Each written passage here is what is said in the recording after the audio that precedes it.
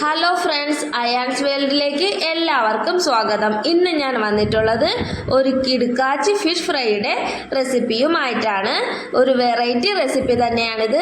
ഒരിക്കലെങ്കിലും നിങ്ങൾ എല്ലാവരും ഒന്ന് ട്രൈ ചെയ്ത് നോക്കേണ്ട ഐറ്റം തന്നെയാണ് ഇത്. ചോറിന് മാത്രമല്ല, ചപ്പാത്തിക്കും അപ്പത്തിനും ദോശയ്ക്കും എല്ലാം ഒരുപോലെ കഴിക്കാൻ പറ്റുന്ന ഒരു വെറൈറ്റി ഐറ്റം തന്നെ.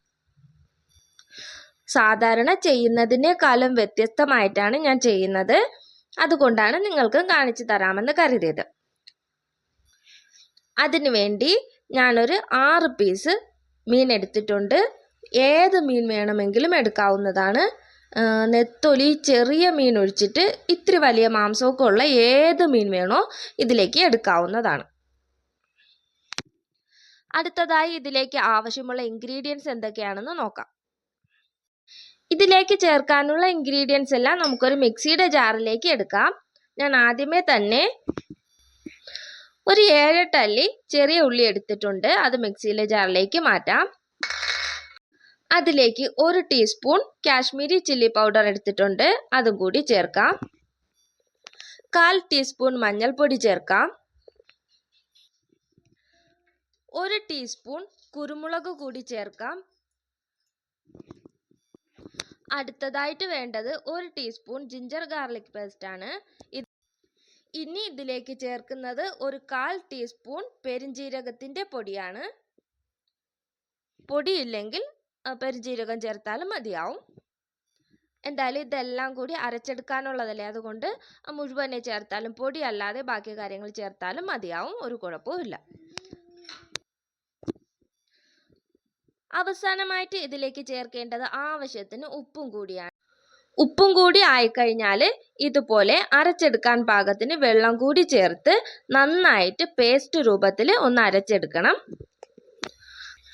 എല്ലാം കൂടി ഇതുപോലെ നല്ല പേസ്റ്റ് രൂപത്തിൽ അരച്ചെടുത്തിട്ടുണ്ട്. ഇനി ഇതിനെ മീനിലേക്ക് ഇട്ട് കൊടുക്കാം. മീനിലേക്ക് അരപ്പും കൂടി മാറ്റിയ ശേഷം എല്ലാ മീനിലും ഈ അരപ്പെല്ലാം കവർ ചെയ്യുന്ന രീതിയിൽ ഒന്ന് പുരട്ടിയെടുക്കണം. എല്ലാ മീനിലും നല്ലതുപോലെ ഒന്ന് കവർ ചെയ്ത് വരണം.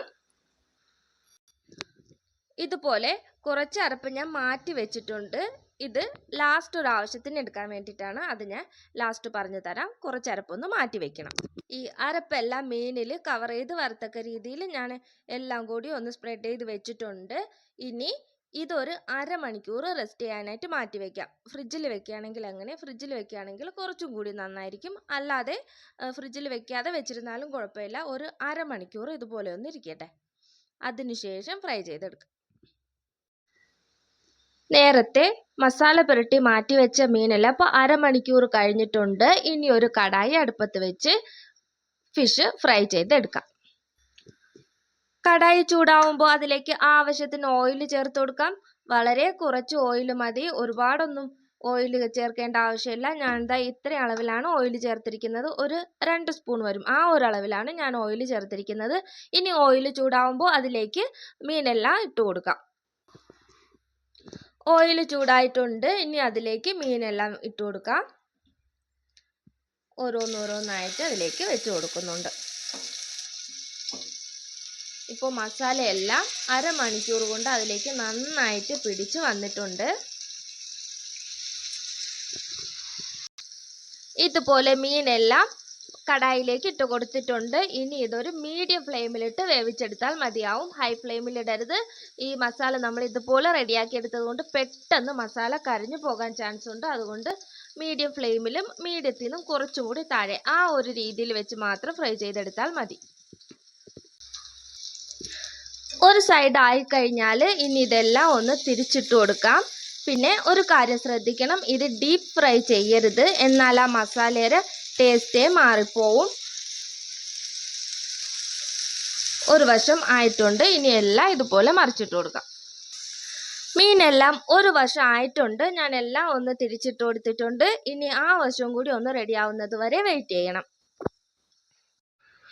ഇനി മീനെല്ലാം വേറൊരു പാത്രത്തിലേക്ക് മാറ്റിയെടുക്കാം. അതിനുശേഷമാണ് ഇതിൻ്റെ സീക്രട്ട്. നമ്മൾ നേരത്തെ കുറച്ച് അരപ്പ് മാറ്റി വെച്ചിരുന്നില്ലേ, അതൊക്കെ ചേർത്തിട്ട് ഇനി ഒരു സീക്രട്ട് ഇൻഗ്രീഡിയൻറ്റ് റെഡിയാക്കാനുണ്ട്. ഈ മീനിൻ്റെ ടേസ്റ്റ് കൂട്ടുന്ന പരിപാടിയാണ് ഇനി ചെയ്യുന്നത്. ആ എണ്ണയിലേക്ക് ഒരു 7-8 അല്ലി ചെറിയ ഉള്ളി ചതച്ചത് ഇട്ട് കൊടുക്കുന്നുണ്ട്. ആ പൊരിച്ച മീനിന്റെ എണ്ണയിലേക്ക് തന്നെ ഇട്ട് കൊടുക്കുന്നുണ്ട്. ആ എണ്ണ വറ്റിപ്പോയാൽ മാത്രം കുറച്ചും കൂടി എണ്ണ ആഡ് ചെയ്താൽ മതിയാവും. അതിൽ തന്നെ എണ്ണ കാണും, അതിലേക്ക് ഇട്ട് കൊടുത്താൽ മതിയാവും. അതിനുശേഷം കുറച്ചൊന്ന് വഴറ്റി കൊടുക്കണം. വഴറ്റി കൊടുത്ത ശേഷം ആവശ്യത്തിന് കറിവേപ്പില കൂടി ഇട്ട് കൊടുക്കാം. കറിവേപ്പിലയും കൂടി ഇട്ട ശേഷം ഉള്ളിയും കറിവേപ്പിലയും കൂടി നന്നായിട്ട് ആ എണ്ണയിലിട്ട് നന്നായിട്ട് വഴറ്റിയെടുക്കണം. ഉള്ളിയുടെ പച്ചമണം ചെറുതായിട്ടൊന്ന് മാറി കിട്ടുമ്പോഴേക്കും നേരത്തെ മാറ്റി വെച്ച ആ അരപ്പ്, ബാക്കിയുള്ള അരപ്പ് അതിലേക്കൊന്ന് ചേർത്ത് കൊടുക്കാം. അരപ്പും കൂടി ചേർത്ത് ഈ അരപ്പിന്റെ പച്ചമണം മാറുന്നത് വരെ നന്നായിട്ടൊന്ന് ഇളക്കി യോജിപ്പിച്ചെടുക്കണം. അപ്പോൾ എൻ്റെ ചാനൽ ആദ്യമായിട്ട് കാണുന്ന കൂട്ടുകാരുണ്ടെങ്കിൽ ഉറപ്പായിട്ടും എൻ്റെ ചാനൽ ഒന്ന് സബ്സ്ക്രൈബ് ചെയ്യണേ. അതുപോലെ സബ്സ്ക്രൈബ് ചെയ്യുന്ന സമയത്ത് തൊട്ടടുത്തുള്ള ബെല്ലൈക്കണും കൂടി ഒന്ന് പ്രസ് ചെയ്തേക്കണം. എന്നാൽ മാത്രമേ ഞാൻ ഇടുന്ന വീഡിയോസിൻ്റെ ഒക്കെ നോട്ടിഫിക്കേഷൻ കറക്റ്റായിട്ട് നിങ്ങളുടെ എത്തുകയുള്ളൂ. ഇനി അടുത്തതായിട്ട് നേരത്തെ പൊരിച്ച് മാറ്റിവെച്ച മീനും കൂടി ഈ ഗ്രേവിയിലേക്ക് ഇട്ട് കൊടുക്കാം. ഈ ഗ്രേവിയാണ് ഈ മീനിന് ഏറ്റവും ടേസ്റ്റ് കൂട്ടുന്ന ഒരു ഐറ്റം. അതുപോലെ ഈ ഗ്രേവി കൂട്ടി ചോറ് കഴിക്കാൻ അടിപൊളിയാണ്. ചോറ് മാത്രമല്ല, ദോശയോ ചപ്പാത്തിയോ എന്തുണ്ടെങ്കിലും ഈ മീനിൻ്റെ കൂടെ കഴിക്കാവുന്നതാണ്. അത്ര ടേസ്റ്റാണ്. എല്ലാവരും ഉറപ്പായിട്ടും ഒന്ന് പരീക്ഷിച്ച് നോക്കണം.